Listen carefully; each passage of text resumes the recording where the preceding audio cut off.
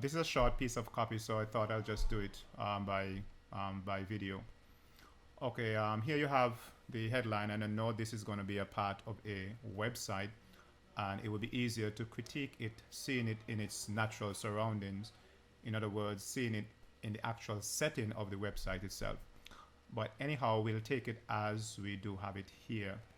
Okay, first your headline, Discover the Art of Love from Nature's own, very own Mata Hari. You did mention it itself in the comment, but Mata Hari is not something that I know. And I actually had to go to Wikipedia to find out this was a famous seductress. So maybe, except you're speaking to earlier generation, you may want to use another name to signify seductress. Okay, he says at Vigor Flowers, we just don't sell flowers, we guarantee. This is one of the most basic mistakes that businesses make, and it is the we disease where you concentrate on we or you as a business owner, and not on the product, not on the customer itself, not on the prospect themselves.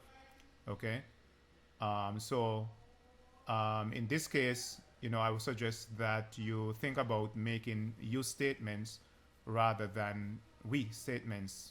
Think more about the prospect rather than thinking about your own think about your own business. Okay, here we have you talk about experiences, feelings, emotions, and life itself. Um, um, these are all just too general.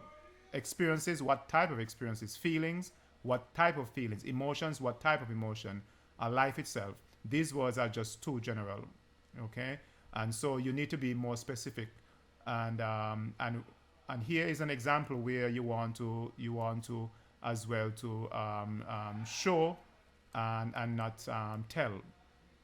Okay, so in other words, then show or speak about the experiences. Don't say experiences.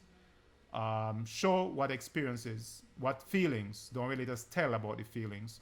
Okay, that would be much more effective than actually just using the word experiences, feelings, emotions, and life itself. As a living, breathing entity, the flower knows a thing or two about the art of love. An arch seducer, the flower is nature's very own Matahari, whose sole purpose is to procreate. She may not talk our language, but she is not stupid. Now, here the word choice comes like a block. It's like a bump in the road. It doesn't fit in with the other words here. As a living, breathing entity, the flower knows a thing or two about the art of love. The language, is poetic. You're talking about seducer, flower, nature, and so forth. And the word stupid, it doesn't fit.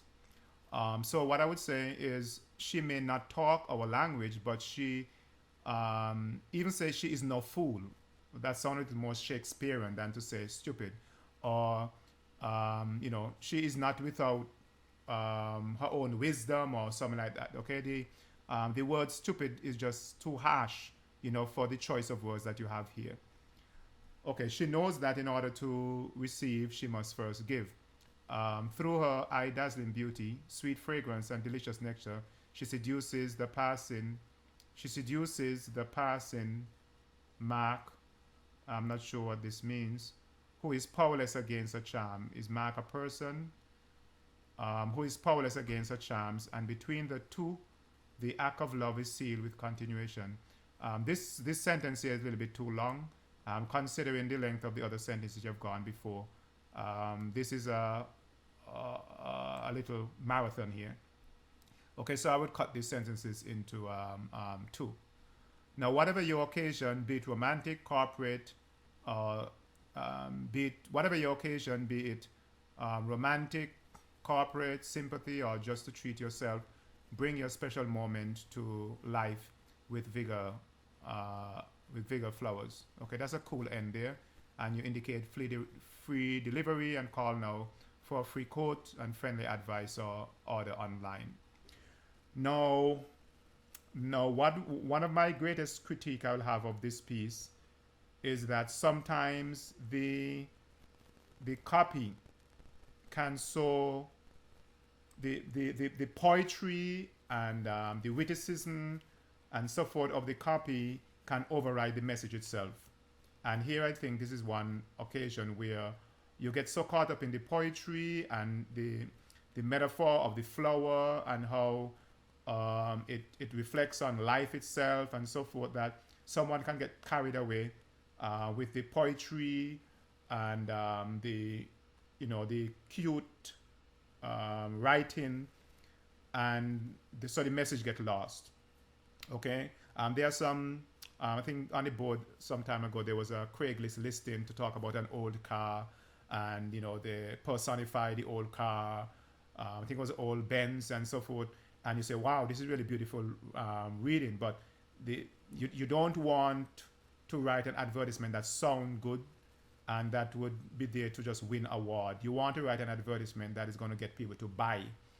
Okay, and so here, this sounds cute, it sounds poetic, it sounds nice, you're personifying the flower and so forth, but I'll be looking for more something that of a selling point. I mean, what do you offer that your competitor doesn't offer?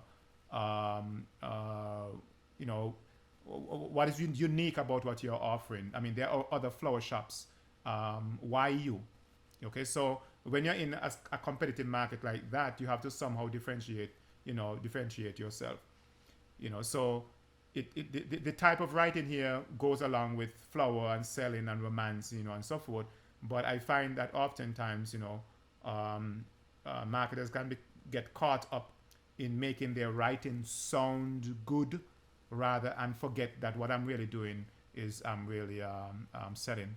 I also agree with the post below as well to the post above me, that this could be rearranged where the story can come first and then you have the listing afterwards. That's a much better arrangement, as you have as seen by the poster below, the first poster.